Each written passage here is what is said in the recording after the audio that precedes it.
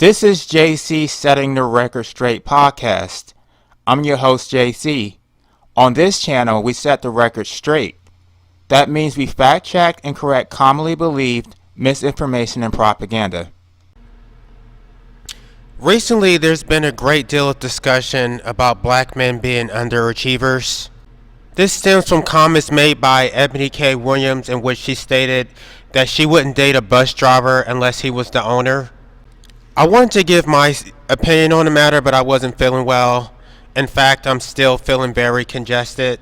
But what I will say is that all blue-collar jobs are not created equal, and the same applies to white-collar jobs. First of all, attorneys are not essential to any economy. Attorneys do not produce wealth. All attorneys do is siphon wealth from those who do produce, e.g., farmers, manufacturers, engineers, architects. Attorneys are not essential for economic development. And I know this because when I tried to join the Peace Corps, they did not have a high opinion of my law degree. The goal of the Peace Corps is to promote economic development in third world countries. The Peace Corps assigns jobs based on one's educational background. So basically, you can be an engineer, you can help manage local businesses, or if you don't have any skills, then you can teach English, but you have to have at least a bachelor's degree. Nobody really wants to teach English, but that is a job that you will be assigned if you don't have any skills that are essential. So I thought I was special because I had a law degree, but my law degree didn't mean anything to them. They told me that I would be teaching English. The only thing that would have saved me was the fact that I have an MPA.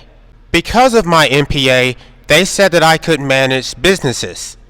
So I know that the legal profession is considered highly prestigious, but it wasn't always that way. In fact, during the colonial days, no one could earn a living as a full-time attorney. Attorneys were merchants who practiced law as a side gig. The most prestigious vocation back then was to be a dentist. There wasn't a great need for attorneys back then because the laws were written in plain English so that any man of ordinary intelligence could actually understand them. However, there was a concerted effort to make the legal profession an actual profession. They created complicated doctrines and legalese to disenfranchise the American people, and then they concocted this licensing scheme as a barrier to entry in order to eliminate competition. So Abraham Lincoln was able to become an attorney with no formal education and only a 10-minute oral examination before a local bar. Because back then there were no actual law licenses. You would be admitted to an actual bar. So each local court had their own bar. There was no statewide license. Attorneys were self-taught. However, it was the American Bar Association which lobbied for law licensing requirements in order to keep out blacks, Jews, and immigrants. And this is according to literature from the American Bar Association as well as Harvard Law School. So the American Bar Association sought to eliminate the 10-minute oral examinations. Those 10-minute oral examinations were replaced with apprenticeships. Now, many of you may be aware that Kim Kardashian did a law apprenticeship, where it used to be done in most states. The problem with the apprenticeships is that they were exclusionary in the sense that you would have to be wealthy or have connections with someone who was already an attorney, which would pretty much exclude poor people and people of color. So to make the practice of law a bit more accessible, they created these law schools. Now, I believe that originally it was just a bachelor's degree, but they decided to make it a JD because they're trying to make it more professional. The problem with these law schools is that they wouldn't be recognized for the purpose of obtaining a law license unless the law school was ABA accredited. Now, the ABA has its own arbitrary standards when it comes to accreditation. They also rank law schools based on things such as tenureship, the quality of the law library, LSAT scores, etc. So the American Bar Association created these policies in order to keep blacks out of the practice of law. They were also trying to keep out ambulance chasing Jews. Again, this is according to their own literature. Now, they're going to tell you that the bar exam today is based on competency, but it was originally designed as a racially biased aptitude test. So you should judge a tree by its roots. If bar exams served a nefarious purpose back then they also serve a nefarious purpose now. So when they originally created these statewide law licensing requirements, the way that it worked originally was that one had to complete an apprenticeship for a specified duration. Then when they created law schools, they had the option of either doing an apprenticeship or graduating from an ABA accredited law school in order to obtain a law license. And they eventually eliminated the apprenticeship, except I guess Kim Kardashian did it in California. But with the ABA accredited law school option, there used to be something called the diploma privilege. So if you graduated from an ABA accredited law school, you did not have to take a bar exam. You would automatically be ushered in. The diploma privilege existed in a majority of states. Apparently, the ABA wasn't keeping out enough black attorneys. So they went around lobbying from state to state to eliminate the diploma privilege. Now you have to get a bachelor's degree, go through 3 years of law school, and then take a bar exam in order to become an attorney. By the way, if you don't pass the bar exam, that 7 years of education is complete waste. A law graduate without a license would have been better off becoming a bus driver. The reason that they created all of these requirements in order to practice law is to legitimize the practice of law as an actual profession. Again, it wasn't always considered prestigious. It wasn't always considered a profession. The legal profession is a social construct. People act as if it's been this way forever, but it hasn't. The ABA made it more difficult to become an attorney in order to justify charging clients egregious attorney's fees. The bar attorneys have given themselves an unconstitutional monopoly over the practice of law. Again, y'all may think that this has been going on forever, but it hasn't. During the Great Depression, while everyone was distracted trying to feed their families, the American Bar Association went around lobbying from state to state to get state bar acts passed. What these state bar acts do is they criminalize the unauthorized practice of law.